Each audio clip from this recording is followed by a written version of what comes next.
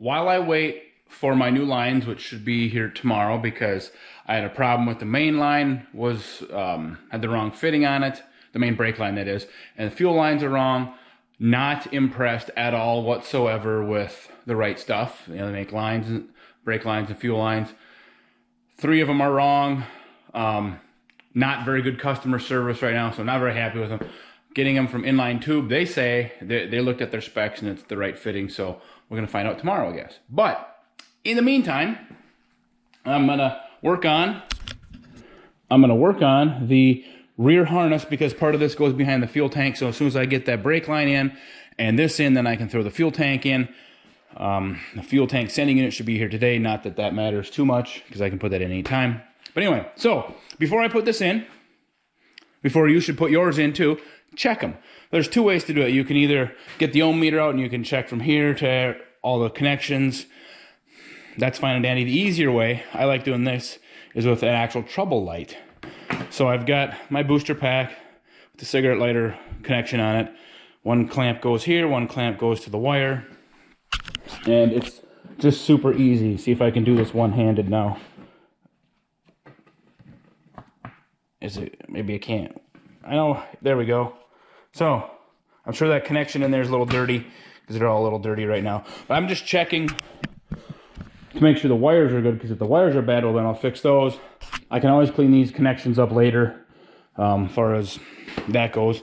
But I just want to check all the wires first before I start snaking that in there, because it's a lot easier to do it here than it is laying on your back, fighting between fuel tanks and whatever else. One problem I did notice, you know, the fuel tank sending unit is broke off. Well, that sits on top of everything. That's easy to get at.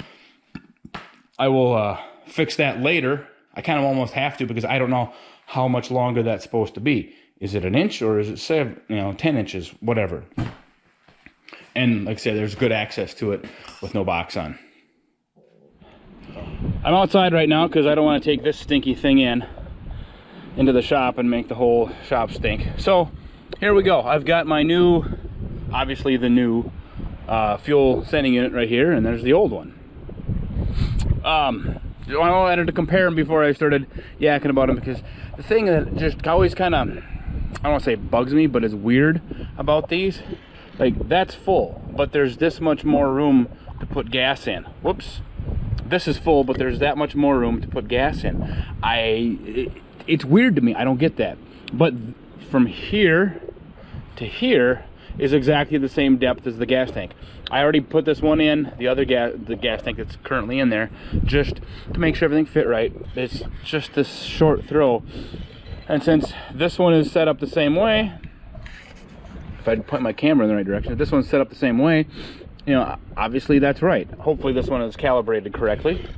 And even because they superseded these a few times, you know, over the years, like the orientation of these kept changing, and so this would be the newest number, which is fine, because this would be the newest version of it, because it came out of an 80, and then starting at 81, completely different tank. Everything else is different. So yeah, it's awesome. So there you see it. The gas tank is in. This is just sitting here. I think I'm going to use the one out of the original tank. That one was in this tank, but this piece, there's supposed to be a little stub that sticks out of here. That's gone, as you can see. And the other one just looks way nicer. That one I chemically treated to kill the rust. That's why it's kind of a weird yellow color.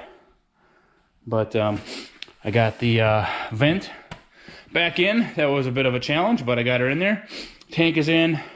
Brake line is in. I got a new line from Inline Tube. Fit perfect. Right on the money. Nice. I also, I got my wires in there. I got those cleaned up, put in.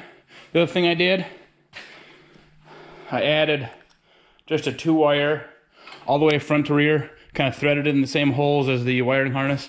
So later on, when I put a trailer hitch on here, I've got the trailer brakes, and I've got a wire for live power, which is how I charge the battery in my trailer as I go down the road.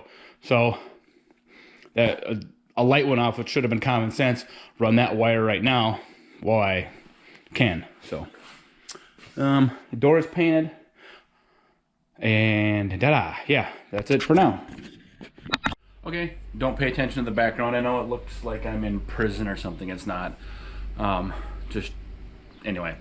So part of the video that I wanted to include with this that I didn't get done, or it got lost, or file got corrupted, whatever it was.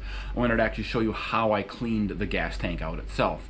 I have more projects that I'll be doing that with, so I'll actually do a video on that sometime in the future. But this is what I did with a plastic tank. I'd probably work with a metal tank too. When there's all the goo, you know, it's like that thick in the bottom. The old gas is evaporated out and left behind slime. That does not clean out very well. So what I did this time, because you can dump gas in there, it'll dissolve it, but that takes a long time.